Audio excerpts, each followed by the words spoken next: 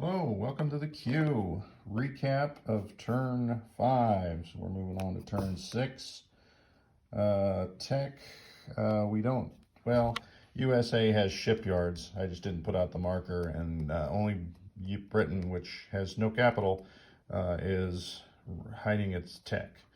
So there's a look at your IPCs. The Axis did lose 2 victory points, Hong Kong and Manila. And Japan got close to the imperial point. Now, they would have had it had these been the old values, of 4 and 3. So they would have had the number of IPCs on the income tracker to get that. However, being reduced to 2, Japan has to do a little bit harder work. But with the fall of Manila, that activates the kamikaze tokens. So Japan will have 6 kamikaze strikes for the remainder of the game each turn.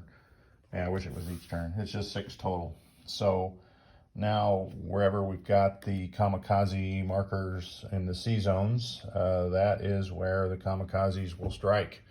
So USA, when they do their turn, if they venture really anywhere within 3 spaces of Japan. Well, I guess in the middle of the ocean there's none, but the kamikazes will be coming calling. So we got that going for you.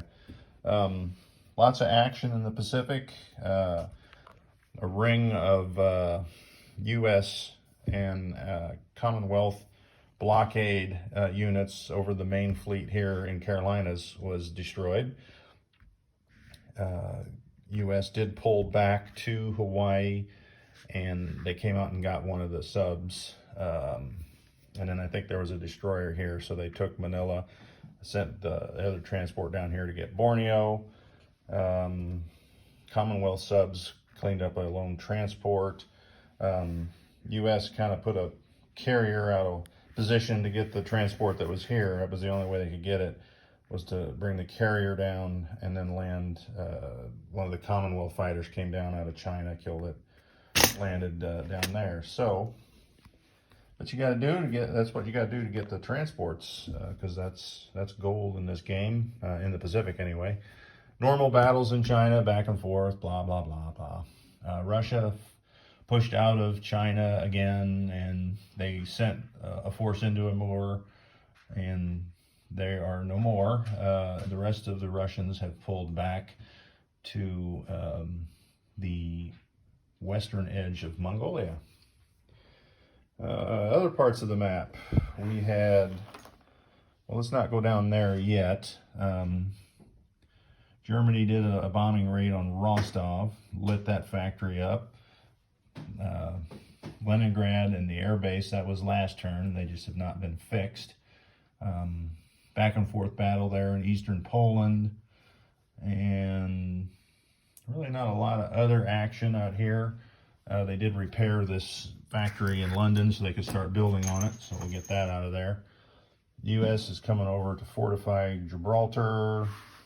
The transports and convoying is all gone as the subs head north. And now we go to the counterattack of Britain. All their forces, or land forces, left that are not in the Asian theater. Or, well, nope, there is nothing in London. Right here in El Alamein. Several raced across the desert with air support to go after the Italians. 4 loaded up on the transports to go after the Italians in Libya. They managed to kill the 3 here and the 4 there, but Italy wiped everything out that was attacking except for, I think, these 2 fighters and this fighter. So 3 fighters are the only survivors of that battle. Now, maybe this one here in Egypt, but all the land forces that attacked were gone, along with a couple of planes. They did sink a lone transport here. You know what? That might have been one of these fighters that come out and just did that on its own. So they were not risked. The U.S., in retaliation, bombed southern France's factory, and that's the end of that. All right, so that is your overview or recap, I guess, of turn 5. We'll see what's in store for Germany here coming up next.